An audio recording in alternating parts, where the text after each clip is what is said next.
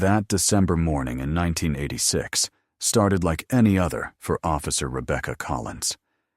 She kissed her 8-year-old daughter Sarah goodbye before heading out for her shift, completely unaware that this would be the last time she would ever hold her little girl. For the next 19 years, her family would wage a painful war against a police department that seemed determined to treat her disappearance as a minor inconvenience rather than the devastating tragedy it was. Her case became just another file gathering dust in the cold case archives, another family left screaming into a void of bureaucratic silence. But while the authorities appeared to have given up, fate had other plans. What trained investigators failed to uncover, a simple construction worker would eventually find concealed beneath tons of concrete and steel, setting in motion a chain of events that would expose a corruption scandal reaching the highest levels of the police force. Why was Rebecca's case allowed to grow cold so quickly? What crucial information did the police department possess that they deliberately kept from her grieving family? And what shocking discovery beneath that highway overpass would finally bring the terrible truth to light? The story that unfolds is one of breathtaking corruption, heartbreaking family devotion, and a cover-up that nearly succeeded.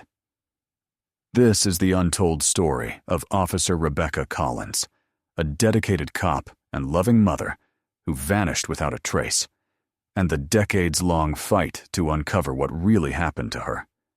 To understand the significance of Rebecca's disappearance, you first need to understand the woman herself. Rebecca Collins was far more than just a badge number or a name on a missing person poster. She was a deeply committed police officer who genuinely believed in her oath to protect and serve, and a fiercely devoted single mother who centered her world around her young daughter Sarah.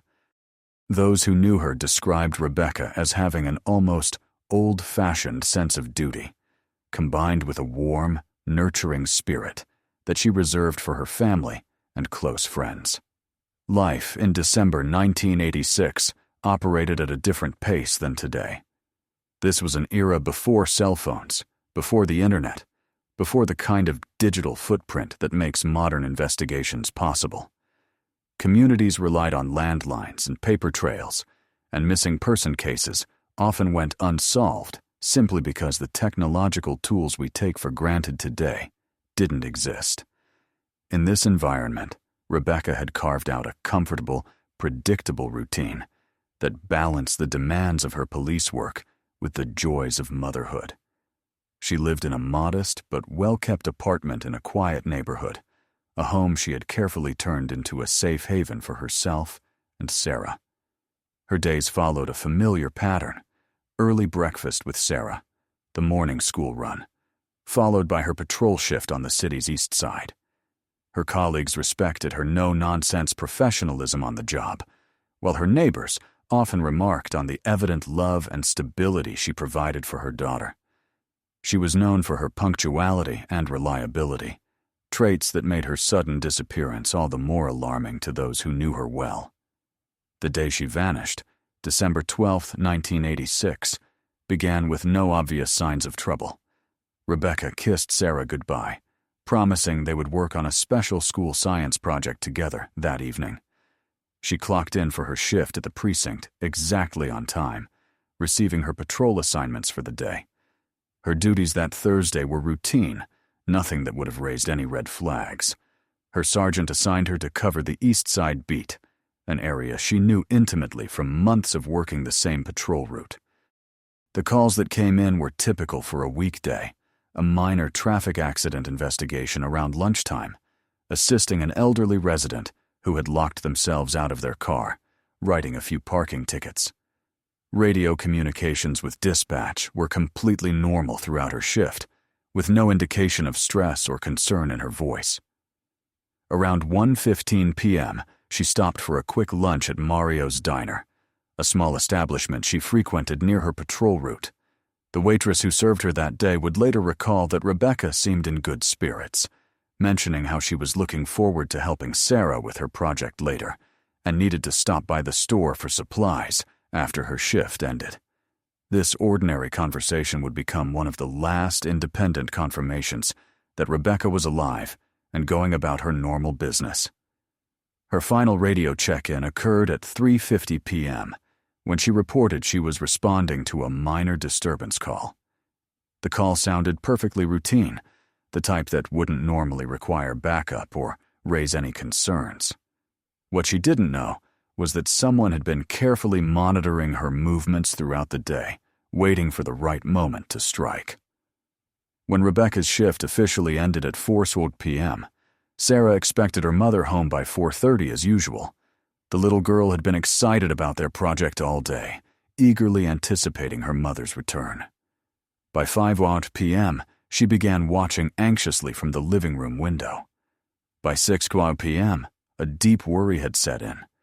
This behavior was completely unlike her mother, who was famously punctual and would never be late without calling, especially when she had promised to work on something important with her daughter. Growing increasingly frightened, Sarah called her grandmother, Helen Mitchell. Helen immediately sensed that something was terribly wrong. As Rebecca's mother, she knew her daughter's habits and character better than anyone. Her first call was to Rebecca's patrol partner, Officer Michael Dobbs, who confirmed that Rebecca had left the station on time at the end of her shift. With this confirmation, Helen's concern turned to genuine alarm. She began calling local hospitals, fearing Rebecca might have been in an accident. Meanwhile, friends and neighbors organized impromptu search parties, driving around the neighborhood looking for any sign of Rebecca's distinctive patrol car. Everyone who knew Rebecca understood one fundamental truth. This was a woman who would never voluntarily abandon her daughter. Her devotion to Sarah was absolute and unconditional. By midnight, with still no word from Rebecca, the family's private fear became official concern. The missing person report was filed first thing the next morning, but the response from the police department was not what the family had expected or hoped for. Instead of immediate, urgent action, Helen found herself having to repeatedly push and plead for the department to take Rebecca's disappearance seriously. Some officers openly speculated that Rebecca might have simply needed a break from the pressures of single motherhood and police work, suggesting that she had possibly chosen to walk away from her responsibilities. This insinuation infuriated Helen and others who knew Rebecca's character, but it seemed to color the early official response. The initial police search was notably limited and lacked the intensity typically associated with a missing officer case. Officers conducted perfunctory checks of her usual patrol routes and conducted brief interviews with a few colleagues, but there was no visible sense of urgency or crisis. Recognizing the inadequate official response, Rebecca's family and friends took matters into their own hands. They organized systematic search parties, printed and distributed thousands of flyers with Rebecca's photograph, and canvassed local businesses door to door. They even pooled their limited financial resources to offer a reward for any information leading to Rebecca's whereabouts, a desperate measure that highlighted their growing desperation. In missing person investigations, the first 24 hours are universally recognized as absolutely critical. Yet these precious hours slipped away as the family battled police department bureaucracy and what seemed like institutional indifference.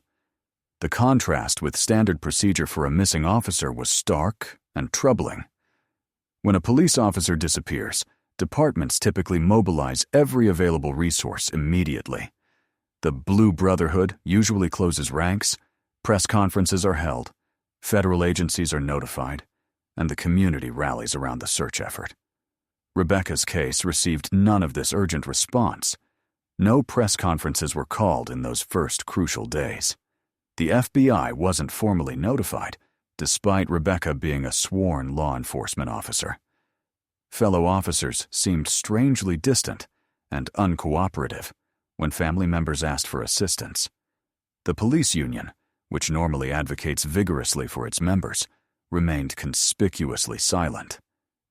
This institutional abandonment from Rebecca's own department confused and deeply wounded her family. They couldn't comprehend why her colleagues weren't moving heaven and earth to find her. Sarah, in her childhood innocence, kept asking her grandmother, "Why aren't Mom's police friends helping to find her?" It was increasingly apparent that Rebecca's case was being handled differently from similar incidents, though no one could understand why at the time.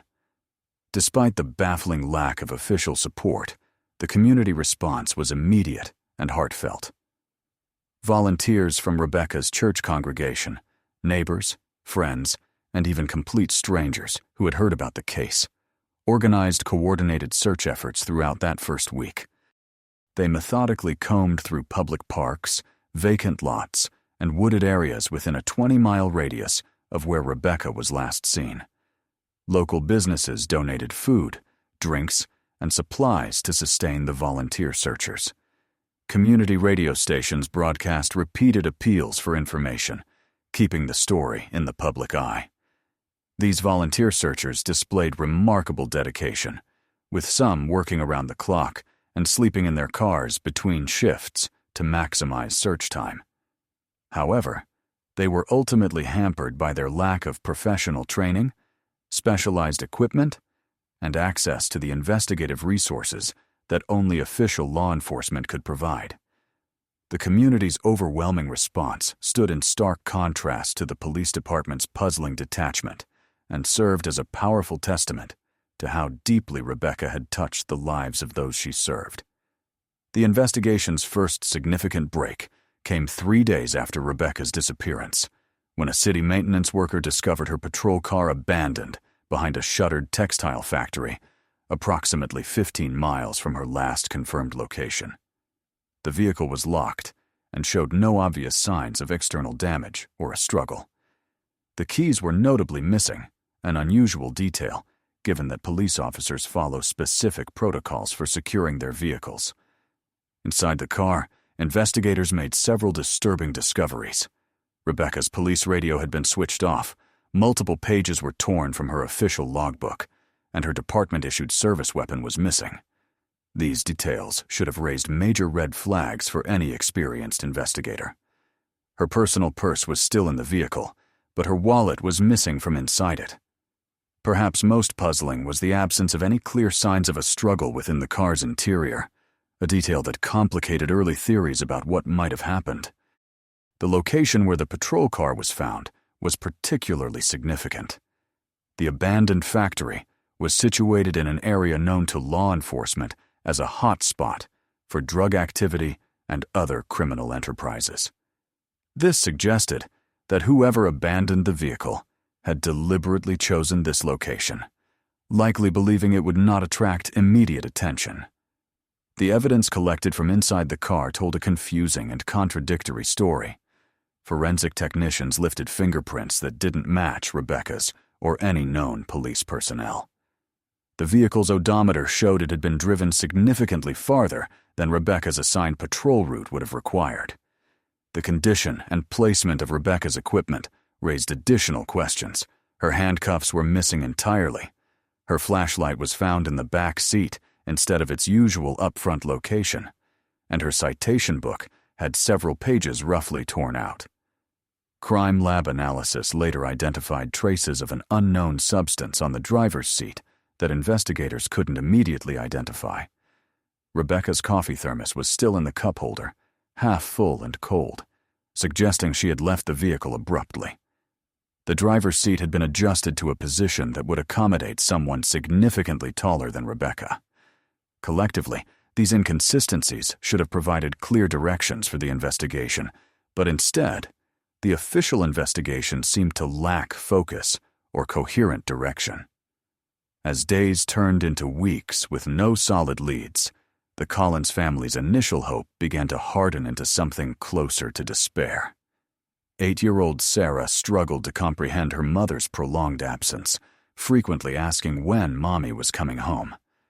Rebecca's mother, Helen, found herself in the heartbreaking dual role of primary caregiver for her grieving granddaughter and public advocate for her missing daughter.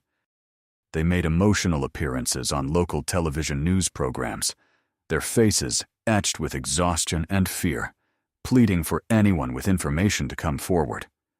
During one particularly devastating segment, Young Sarah held up a photograph of her mother and directly addressed the camera, asking her community to please help bring her mommy home. The family took the drastic step of mortgaging their home to increase the reward money, a measure of their desperate determination. They consulted psychics, hired and fired multiple private investigators as their limited funds dwindled, and leaned heavily on their church community, which organized regular prayer vigils for Rebecca's safe return. The family's pain was visible and palpable to everyone who encountered them during this period, yet their increasingly desperate pleas seemed to fall on deaf ears within the official investigation. The local media initially provided extensive coverage of Rebecca's disappearance. Her story contained all the elements that typically generate sustained media interest: an attractive, dedicated single mother, a police officer, a mysterious disappearance under suspicious circumstances. For the first several days, her case led the evening news broadcasts, and local newspapers ran prominent front-page stories. Community members were interviewed expressing their shock and concern, while local politicians made public statements pledging support for the investigation. Radio talk shows dedicated segments to discussing the case and encouraging listeners to call in with tips. Missing person flyers featuring Rebecca's smiling photograph appeared in shop windows and on community bulletin boards throughout the city. The story even attracted attention from regional news outlets, who dispatched their own reporters to cover the investigation. A reward fund grew steadily as local businesses and concerned citizens contributed money. For a brief period, the media coverage appeared to be building the kind of momentum that often helps break open stalled investigations. Then, almost as suddenly as it began, the media attention began to fade and eventually disappeared altogether. The first major investigative disappointments came when several initially promising leads were systematically ruled out. A witness who claimed to have seen Rebecca arguing with an unidentified man in a grocery store parking lot later recanted his entire statement. Another tip suggesting Rebecca had been spotted at a downtown bus terminal turned out to be a case of mistaken identity. An anonymous phone call claiming detailed knowledge of Rebecca's whereabouts led investigators to an empty, abandoned building that showed no signs of recent occupation. Each false lead delivered a devastating emotional blow to the family, who experienced repeated cycles of raised hopes followed by crushing disappointment. The official investigation increasingly appeared to be grasping at straws rather than following a coherent, strategic investigative plan. Valuable resources were being allocated to pursuing tips that hadn't been properly vetted, while more promising avenues seemed neglected. The Collins family began to lose whatever remaining confidence they had in the investigation's basic competence. With each passing day, the statistical likelihood of finding Rebecca alive diminished dramatically, adding an almost unbearable urgency to their private efforts. What the family didn't know at the time was that behind the scenes, the police department was grappling with numerous internal pressures that directly impacted Rebecca's case. The city government was implementing significant budget cuts that severely limited overtime pay for investigative work. Several other high-profile criminal cases were simultaneously competing for limited detective resources and media attention. There appeared to be considerable political pressure to prioritize cases that generated more public outrage or sustained media coverage. While Rebecca's case was undoubtedly tragic, it failed to maintain the kind of sustained public pressure that keeps investigations at the top of the priority list. Complicating matters further, several veteran detectives were approaching retirement eligibility and seemed reluctant to take on complex, time-consuming cases that might not be resolved before their departure. Departmental politics also influenced resource allocation, with different supervisors advocating for their respective priorities. The department was additionally dealing with separate corruption allegations in other divisions, creating a defensive, insular atmosphere that hindered interdepartmental cooperation. These internal institutional issues should never have impacted the search for a missing officer, but the evidence suggests they significantly influenced the investigation's trajectory. After 6 months with no significant breakthroughs, Rebecca's case was officially transferred to the cold case unit. The active investigation was dramatically scaled back, with only a single overworked detective assigned to periodically review the file and follow up on any new leads that might surface. For Rebecca's family, this administrative decision felt like the ultimate institutional betrayal. The system was officially giving up on their daughter. The detective now responsible for her case was already managing dozens of other cold cases, ensuring that Rebecca's file would become just one among many forgotten tragedies. Organized search efforts ceased entirely, media coverage became virtually non-existent, and the reward money, while still technically available, attracted little attention without active publicity. The family was repeatedly advised to be patient and assured that the case would eventually be solved. But these platitudes rang hollow as the investigation effectively ground to a halt. While the official investigation may have stopped, certain individuals, both inside and outside the department, continued digging.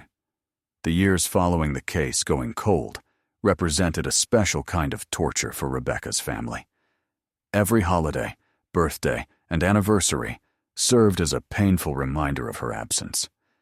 Sarah grew from a child into a young woman without ever learning what happened to her mother, perpetually caught between grief and hope, always half expecting Rebecca to miraculously walk through the door.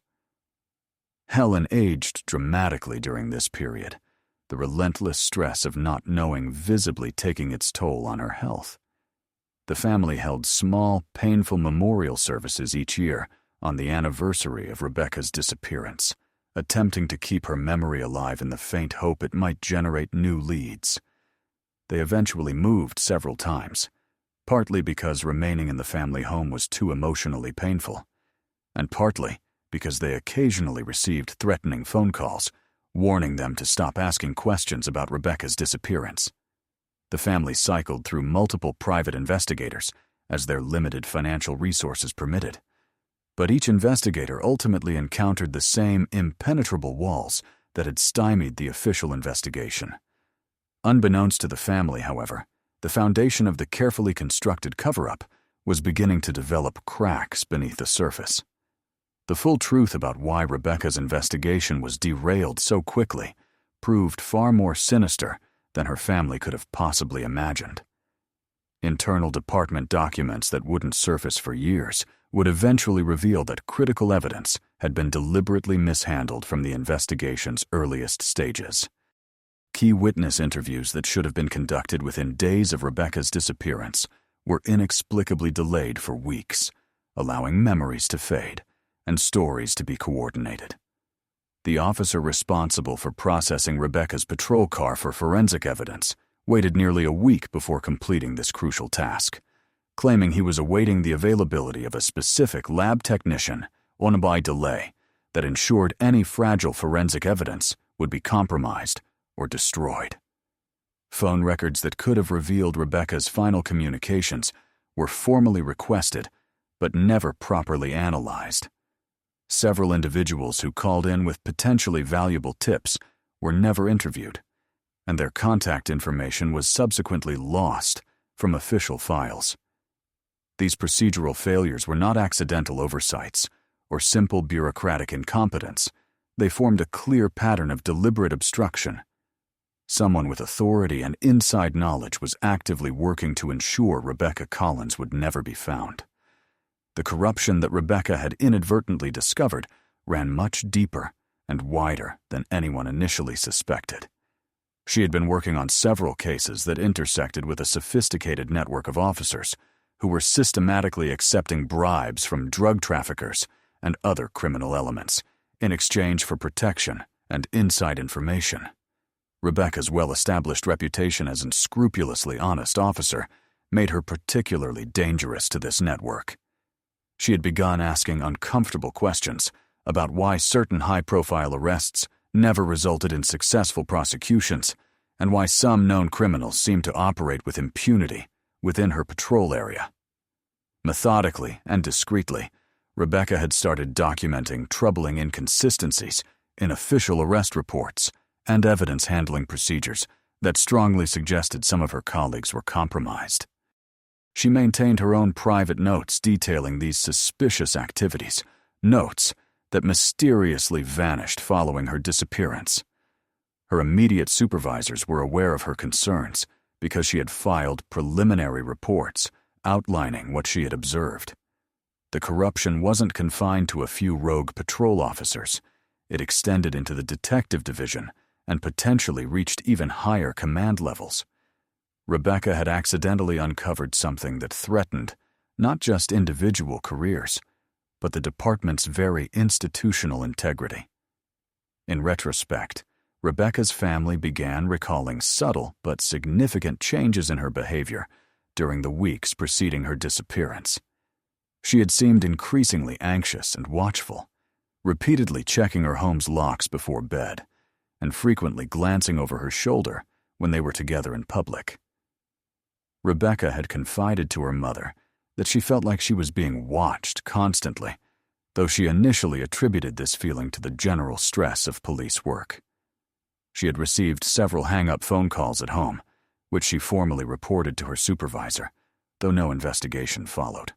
Rebecca had also mentioned to a close neighbor that she had grown concerned about some of the people she worked with, though she carefully avoided providing specific details. Young Sarah later recalled her mother seeming unusually nervous at times, particularly when the telephone rang late at night. Rebecca had even subtly altered their daily routines, varying her routes to and from work and Sarah's school. She had begun carrying her personal off-duty weapon more regularly, something she had rarely done previously. Despite these precautionary measures, her attempts to protect herself ultimately proved insufficient against the determined conspiracy she had uncovered. The specific information that sealed Rebecca's fate was her accidental discovery of a coordinated drug trafficking operation that involved multiple police officers providing systematic protection and confidential law enforcement information to dealers. Rebecca had unknowingly stumbled upon this network when she arrested a mid-level dealer who attempted to name-drop specific police contacts to avoid prosecution. Instead of ignoring these claims, as other potentially compromised officers might have, Rebecca grew suspicious and began her own quiet investigation. She discovered that physical evidence from drug arrests was occasionally disappearing from the evidence room under mysterious circumstances. She identified suspicious patterns in patrol schedules and assignments that seemed deliberately designed to provide certain criminal operations with advanced warning of police operations. Rebecca had identified at least 3 specific officers she strongly suspected were involved and was gradually building a comprehensive case against them. She had been preparing to present her findings to internal affairs, but was deliberately moving cautiously, understanding she needed irrefutable evidence before making such serious allegations. The corrupt officers discovered her investigation before she could expose them, and the secret she had uncovered was dangerous enough to justify murder in their minds. The cover-up began almost immediately following Rebecca's disappearance. The officers involved in the corruption network understood they needed to control the official investigation to ensure their own safety. Critical physical evidence was deliberately lost or contaminated. Potential witnesses were systematically intimidated or discredited. The investigation was repeatedly steered away from areas that might expose the corruption network. False leads were creatively generated to consume investigative resources and time. Rebecca's personal notes and confidential files were removed from her desk and locker before internal affairs investigators could secure them. The corrupt officers leveraged their intimate knowledge of police procedures and protocols to consistently stay several steps ahead of the legitimate investigation. They enjoyed access to all official investigation reports and could adjust their cover-up tactics accordingly. Their contacts within local media organizations were utilized to downplay the story's significance and reduce public pressure for answers. They skillfully manipulated the department's bureaucratic machinery to make Rebecca's case disappear into an impenetrable maze of paperwork and procedural delays. For a considerable time, their strategy appeared successful, but they ultimately underestimated certain factors beyond their control. Over time, small but significant inconsistencies in the official narrative began surfacing. Various witnesses started remembering details differently than their initial statements had indicated. Officers who had been interviewed during the original investigation began contradicting their previous accounts when questioned again years later. Some evidence that had been officially reported as lost or destroyed was eventually discovered misfiled in unrelated case archives. The private investigator eventually hired by the Collins family identified numerous discrepancies in the official timeline of events that had never been properly addressed or resolved. This investigator also discovered that certain witness statements had been materially altered after being initially recorded. Crucially, phone records that supposedly didn't exist were located in an entirely different records management system. The private investigator additionally learned that Rebecca had secretly made copies of some corruption evidence and stored them in a private safety deposit box, though the key to this box was never located. Collectively, these inconsistencies pointed toward either catastrophic investigative incompetence or a deliberate, coordinated manipulation of the entire investigation. The carefully concealed truth was beginning to leak out despite the conspirators' best efforts. Sarah Collins, Rebecca's daughter, never abandoned her belief that she would eventually discover the truth about her mother's fate. As she matured into adulthood, she developed skills and resources her 8-year-old self could never have imagined. She deliberately pursued a degree in criminal justice during college, partly to understand the system that had so profoundly failed her mother. Through her studies, she acquired detailed knowledge of investigative techniques, evidence preservation protocols, and legal procedures. She also gradually developed a network of contacts within law enforcement circles, including several individuals who were genuinely sympathetic to her cause. Unlike her grandmother, who had often felt intimidated by police bureaucracy, Sarah learned to navigate the system confidently and demand answers forcefully. She filed numerous Freedom of Information Act requests, regularly attended city council meetings, and skillfully used emerging social media platforms and community activism to keep her mother's case in the public consciousness. She had clearly inherited her mother's fierce determination and deep-seated sense of justice, and she was steadily assembling the pieces that trained detectives had overlooked for years. Technological advances throughout the 1990s and early 2000s began bringing new hope to previously unsolvable cold cases like Rebecca's. DNA analysis technology became dramatically more sophisticated, capable of generating profiles from increasingly minute biological samples. Computerized databases enabled unprecedented information sharing between different law enforcement jurisdictions. Advanced digital mapping technology could analyze complex crime patterns in ways that were simply impossible back in 1986. Many police departments established dedicated cold case units, staffed by experienced detectives who specialized exclusively in re-examining old cases with fresh perspectives and new technologies. These specialized units typically had access to forensic resources and analytical techniques that didn't exist during the original investigations. All these technological and procedural advances would eventually be brought to bear on Rebecca's case, though this process took far longer than her family would have hoped. A crucial development came from an unexpected quarter, a veteran crime reporter named David Chen, who had originally covered Rebecca's disappearance in 1986, had never forgotten about her story. As he approached retirement, he decided to personally revisit several unsolved cases that had always troubled him professionally, with Rebecca's case at the top of his list, specifically because of the unusual way it had been handled by authorities. Leveraging his decades of investigative experience and extensive law enforcement contacts, Chen dug far deeper than had been possible during the original investigation. He filed multiple Freedom of Information Act requests, eventually obtaining numerous documents that had never been released to the public or the Collins family. He tracked down and interviewed recently retired officers, who now seemed more willing to speak candidly about what they had observed or suspected. Chen also discovered that Rebecca's official case file had been systematically purged of several key documents that should have been permanent parts of the record. His independent investigation ultimately uncovered a clear pattern of evidence, tampering and witness intimidation that hadn't been apparent 20 years earlier.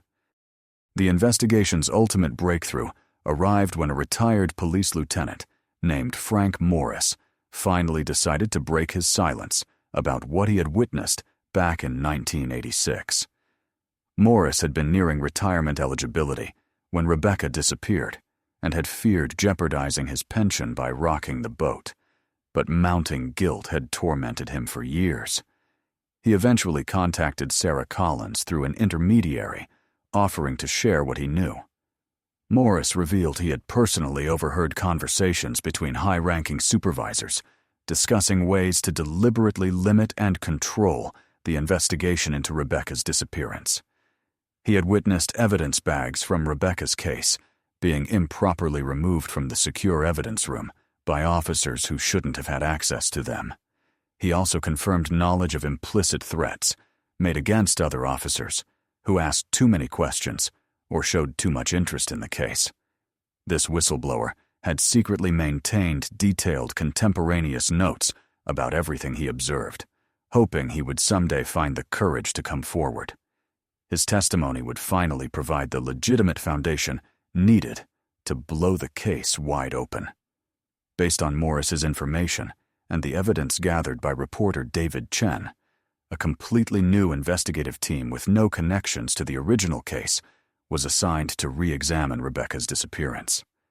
These detectives approached the case with fresh perspectives and full access to modern forensic technologies. They quickly identified numerous procedural irregularities and suspicious gaps in the original investigation. They located significant evidence that had been improperly stored or deliberately mislabeled, complicating its forensic utility. They discovered that several individuals identified as key witnesses in the original files had never actually been properly interviewed. The new team conducted thorough interviews with retired officers who provided previously undocumented information. They immediately recognized what had been deliberately overlooked or suppressed years earlier. The renewed investigation followed financial trails that had been completely ignored in 1986. Modern forensic accounting analysis of banking records revealed unusual cash deposits and withdrawals by several officers closely associated with the corruption network around the time of Rebecca's disappearance.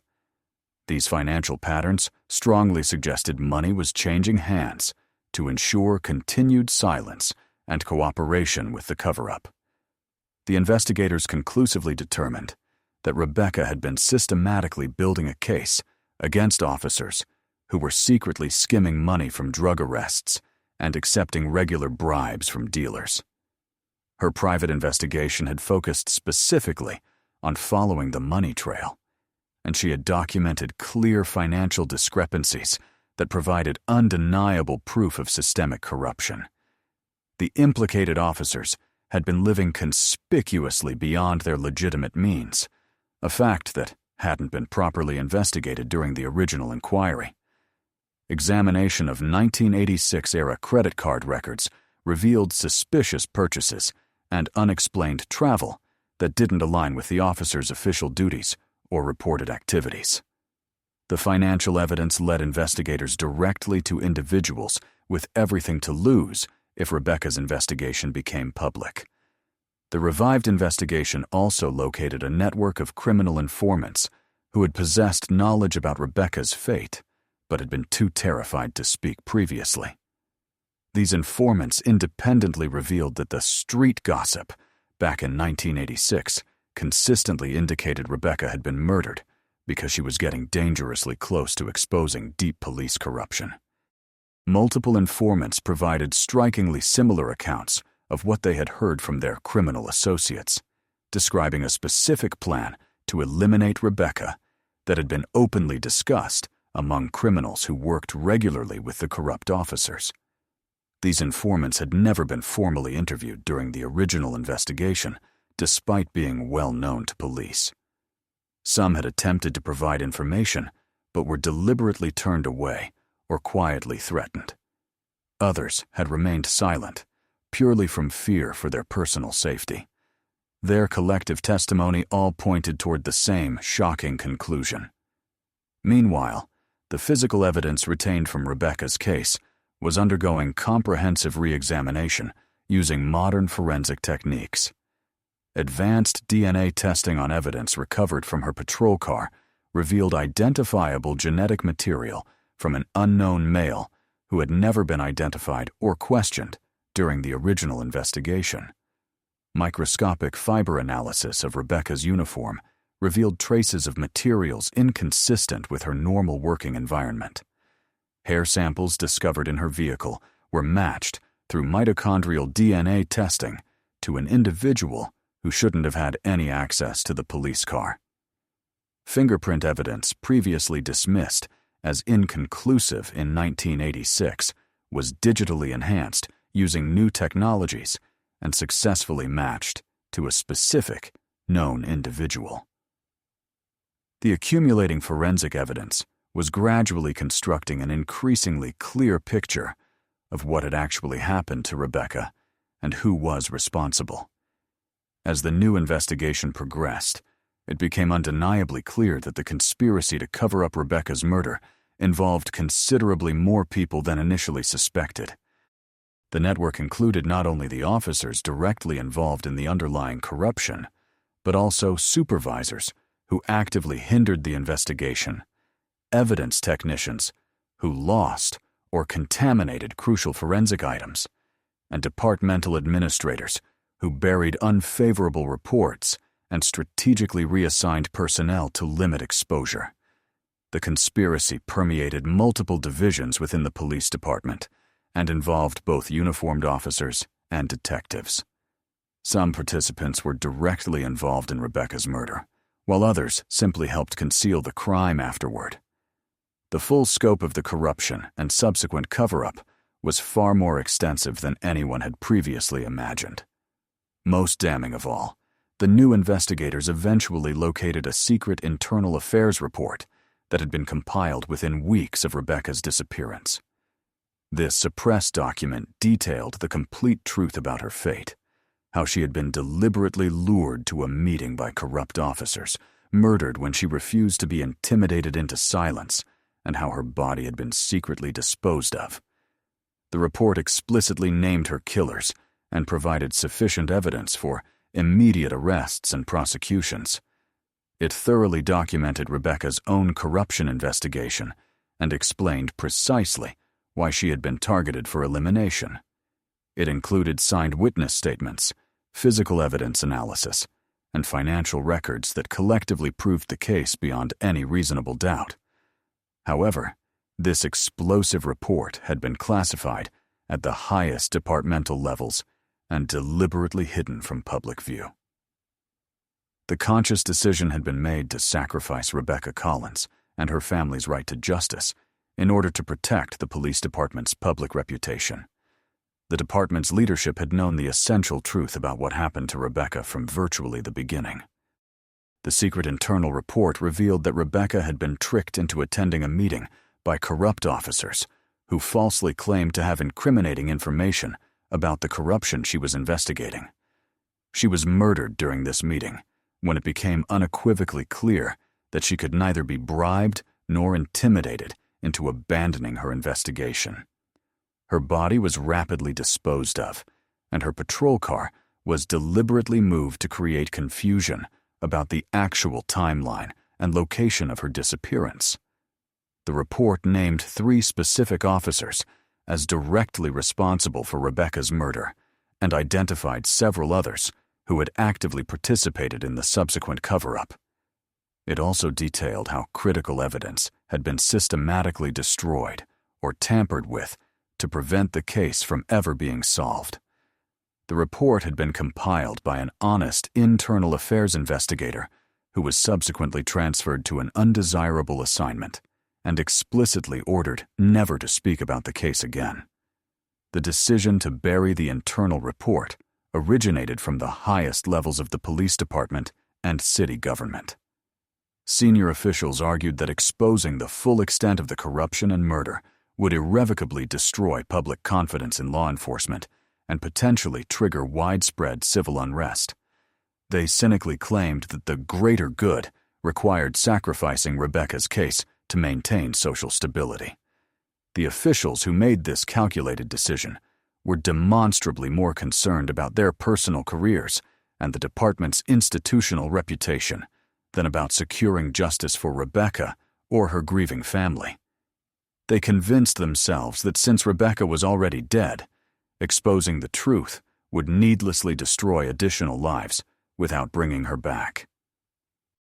This coldly utilitarian calculation completely disregarded the ongoing suffering of Rebecca's family and sent a terrifying message that police officers could literally commit murder with impunity. They consciously chose their careers over justice for Rebecca Collins.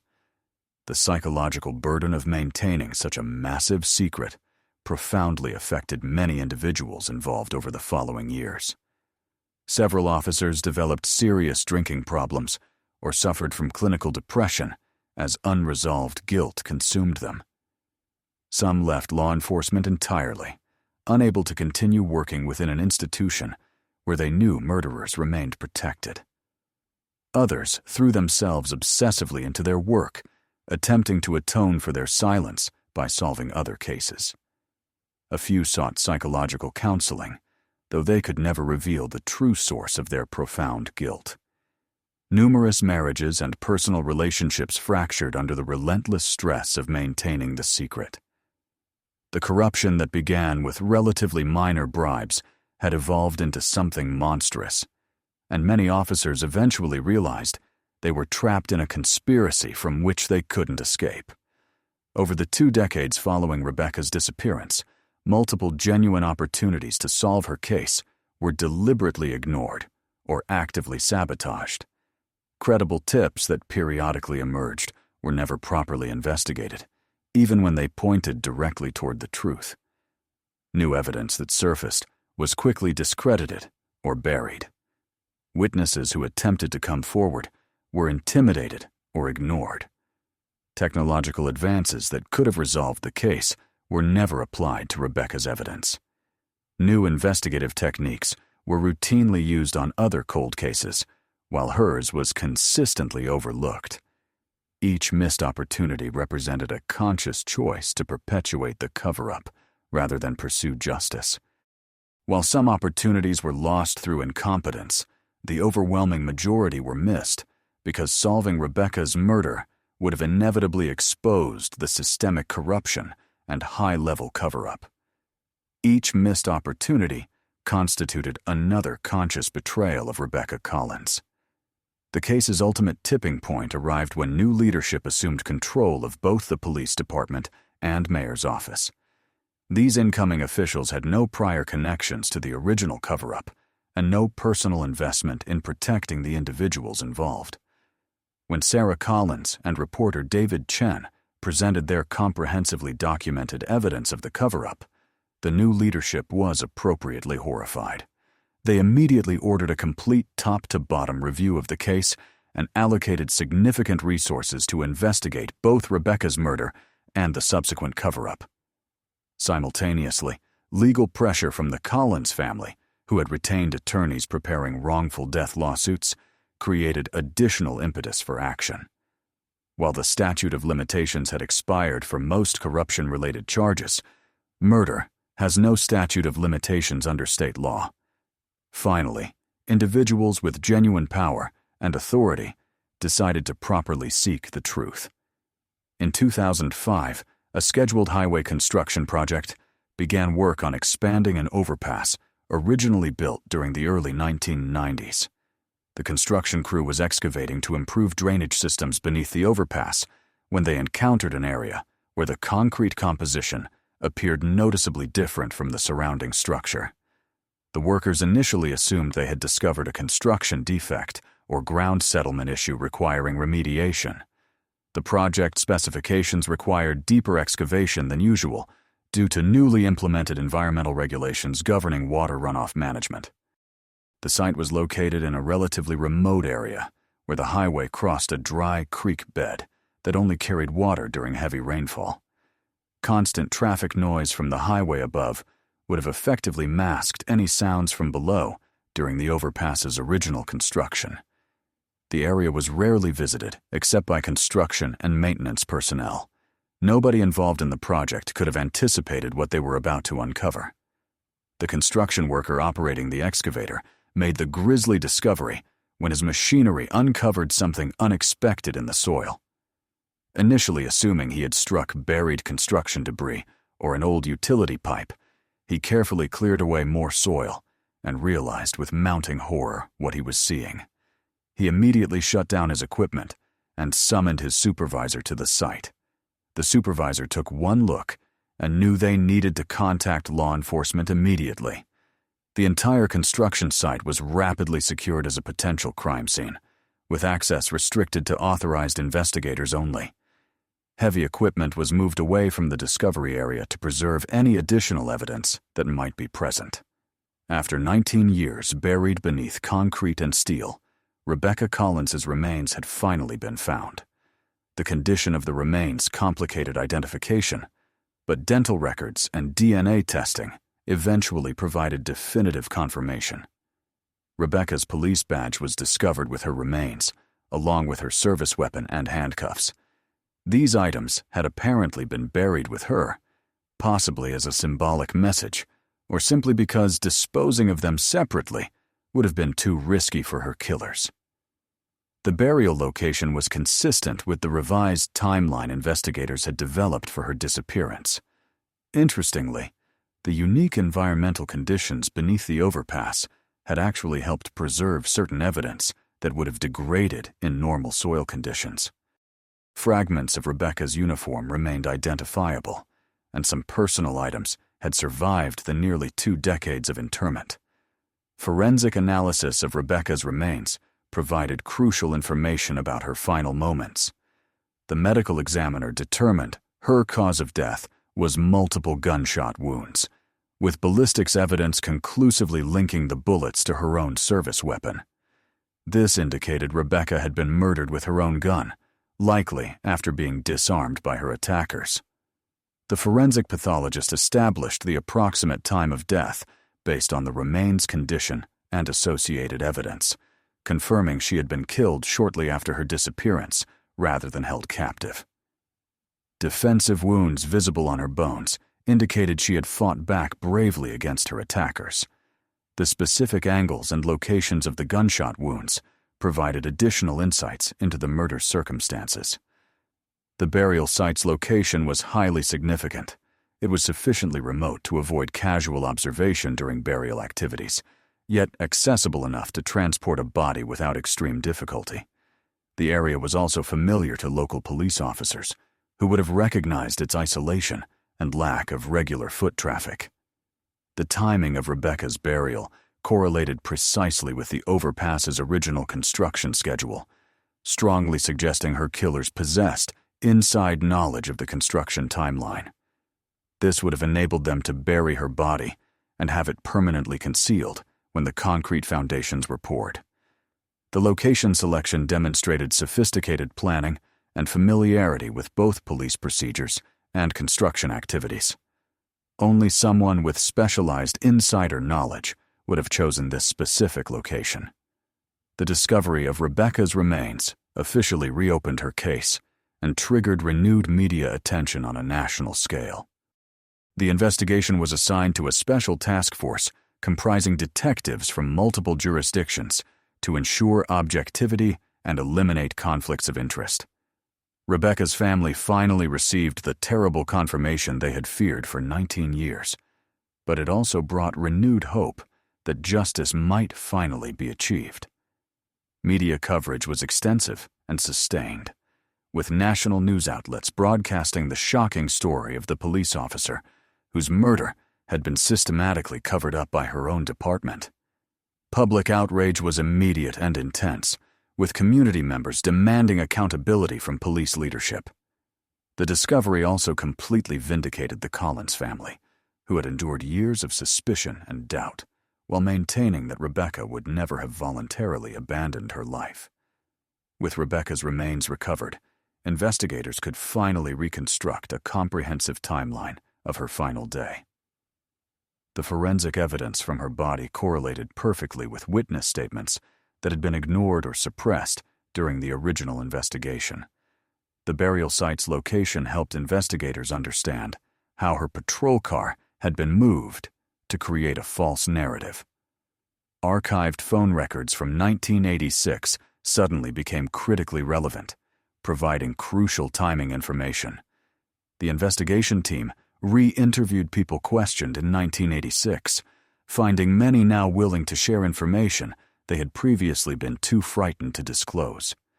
Witnesses who had been children in 1986 were now adults with clearer understanding of what they had observed. All the pieces were finally falling into place. Based on the overwhelming evidence accumulated over 2 decades, investigators developed a detailed profile of Rebecca's killer. The perpetrator needed detailed knowledge of police procedures and access to information about Rebecca's corruption investigation. They required sufficient familiarity with Rebecca to lure her to a meeting without arousing her suspicions. The killer also needed specific knowledge of the overpass construction schedule to select the perfect burial location. They demonstrated understanding of forensic procedures by deliberately delaying the patrol car's discovery and contaminating evidence. The killer possessed sufficient influence within the police department to manipulate the subsequent investigation and cover-up. All these factors pointed unequivocally towards someone within law enforcement who felt directly threatened by Rebecca's corruption investigation.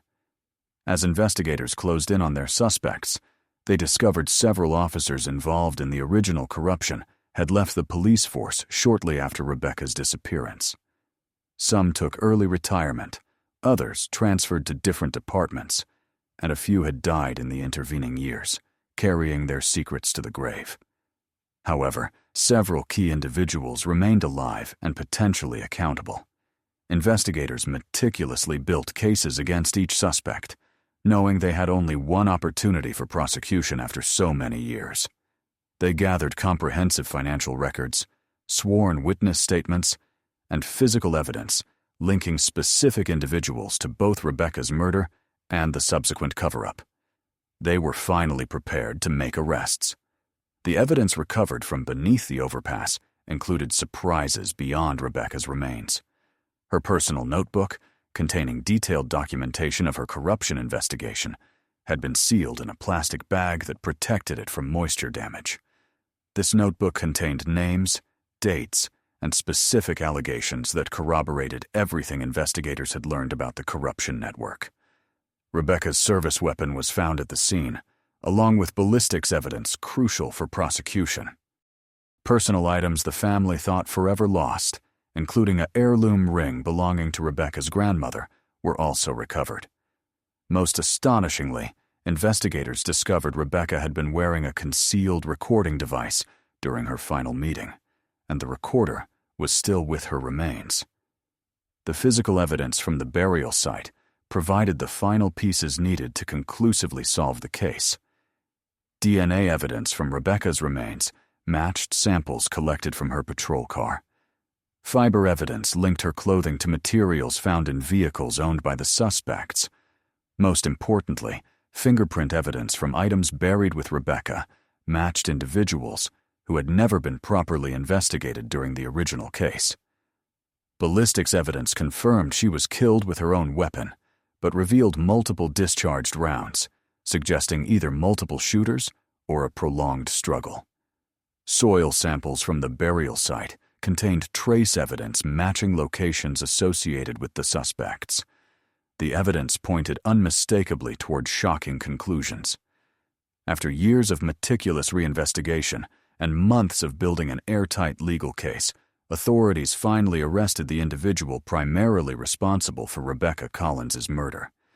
The arrest shocked the community and many police colleagues who had worked alongside the killer for years without suspicion.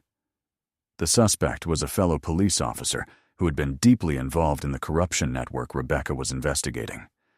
During interrogation, the suspect initially denied any involvement, but eventually confessed when confronted with overwhelming physical evidence. The confession provided horrifying details about Rebecca's final hours and the panic that spread among corrupt officers when they realized how much evidence she had gathered against them. The arrest brought the Collins family long-awaited relief, while raising disturbing new questions about how many people had participated in the cover-up. The trial of Rebecca's killer became a media sensation that exposed the stunning depth of corruption within the police department. Prosecutors presented overwhelming evidence of the conspiracy to murder Rebecca and systematically cover up the crime, demonstrating how multiple officers had participated in various aspects of the plot. Witness testimony revealed the climate of fear and intimidation that had kept people silent for nearly 2 decades. The defendant's attempts to blame other officers or claim self-defense collapsed under aggressive cross-examination. Expert witnesses provided detailed explanations of the forensic evidence that irrefutably supported the prosecution's case. The jury heard emotionally devastating testimony from Rebecca's family about the profound impact her loss had inflicted on their lives. After 2 days of deliberation, the jury returned guilty verdicts on all charges, including first-degree murder and conspiracy. Rebecca's family finally received the answers they had sought for 19 years. The jury's verdict provided significant closure, but Rebecca's legacy extended far beyond the courtroom. Her case exposed systemic institutional failures that demanded immediate departmental reform. New protocols were established for handling internal corruption investigations, ensuring similar cases could never again be buried by the very institution sworn to pursue justice. The department implemented mandatory rotation policies for internal affairs investigators to prevent the development of corrupt relationships that had plagued Rebecca's case. Sarah Collins, now a woman who had spent most of her life seeking answers, finally found some measure of peace. She established a foundation in her mother's name, dedicated to supporting families of murdered police officers and advocating for law enforcement transparency. The foundation also provides scholarships for young people pursuing criminal justice careers, ensuring Rebecca's commitment to ethical police work would inspire future generations. Rebecca's case directly led to creating specialized cold case units with enhanced oversight and accountability measures. These units receive priority access to advanced forensic technologies and are staffed by investigators with no connections to their reviewed cases. The Rebecca Collins Protocols, as they became known, mandate external oversight for any case involving a law enforcement officer's disappearance or death. Despite justice finally being served, troubling questions lingered. How many other cases were compromised by the same corruption network? How many other families were denied justice to protect powerful institutions? The investigation had revealed only the corruption's tip, leaving many wondering what other secrets remained buried beneath layers of institutional protection. The construction site where Rebecca's remains were discovered became an unofficial memorial, with community members regularly leaving flowers and remembrances.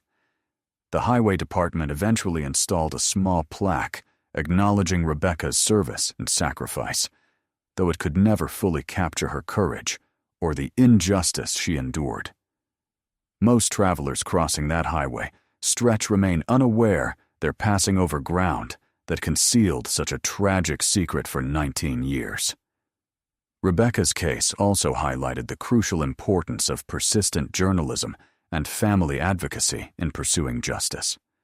Reporter David Chen, who never abandoned her story, became a symbol of the media's essential role in holding powerful institutions accountable. His investigation demonstrated that sometimes the most important stories are those that officials desperately want buried. The partnership between Sarah's determination and Chen's investigative rigor showed how ordinary citizens can challenge powerful systems and demand truth. Officers who participated in the cover-up without direct involvement in Rebecca's murder faced their own reckonings. Some lost their pensions, others faced obstruction of justice charges, and many carried their guilty secrets for life.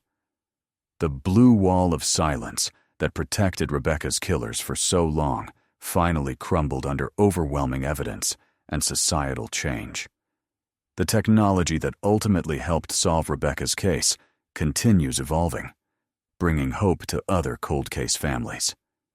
Expanding DNA databases, improving forensic techniques, and sophisticated digital tools make analyzing complex criminal networks increasingly feasible. Rebecca's story is now taught in police academies and criminal justice programs, illustrating both corruption's dangers and perseverance's importance. For Rebecca's family, the conviction marked one chapter's end, but not their commitment to her memory. They continue speaking at police training seminars, sharing Rebecca's story to encourage ethical behavior in new officers. They also work with victims' rights organizations, supporting other families facing similar struggles with unsolved cases and institutional indifference. The community that supported Rebecca's family throughout their long search celebrated the case's resolution while reflecting on its broader implications. Trust in law enforcement, already fragile in many communities, requires continual rebuilding through transparency and accountability. Rebecca's case became a catalyst for community policing initiatives, emphasizing citizen oversight and open communication. The overpass where Rebecca was buried was officially renamed in her honor, ensuring her sacrifice won't be forgotten by future generations. The dedication ceremony gathered hundreds of people touched by her story, from the construction worker who found her remains to the officers who finally brought her killers to justice. Rebecca Collins entered police service to protect her community, never imagining her greatest threat would originate from within her own department. Her courage in confronting corruption cost everything, but her legacy continues through the reforms her case inspired. The 8-year-old girl who waited by the window for her mother became a woman, ensuring Rebecca's justice fight continued after death. Rebecca Collins's case files are now sealed and archived, preserving evidence and testimony for future researchers and law enforcement professionals. Her story belongs to history, reminding us of institutional corruption's potential and persistent truth-seeking power. The investigation required nearly 2 decades, but justice, though tragically delayed, was ultimately served. Rebecca Collins finally rests in peace, her murderer permanently imprisoned. Sarah Collins can now visit a gravesite, knowing her mother's story has been completely told. The community can move forward, knowing even powerful conspiracies can be exposed when courageous people refuse to accept silence. Other families dealing with unsolved cases can find hope in Rebecca's story, understanding that truth, no matter how deeply buried, eventually emerges. Rebecca's story reminds us that behind every missing person case lies a family desperate for answers and a community seeking justice. Her 1986 disappearance became one of those real-life mysteries that haunted everyone who knew her story. While Rebecca Collins vanished without explanation, her case proves even the most mysterious disappearances can be solved through persistence and courage. This true crime mystery shows us that cold cases, regardless of their age, deserve continued investigation. Rebecca's story joins countless other unsolved missing person cases where families never stop searching for vanished loved ones. Her case demonstrates that real unsolved mysteries require more than hope. They demand relentless action, institutional accountability, and refusal to let suspicious disappearances remain unexplained.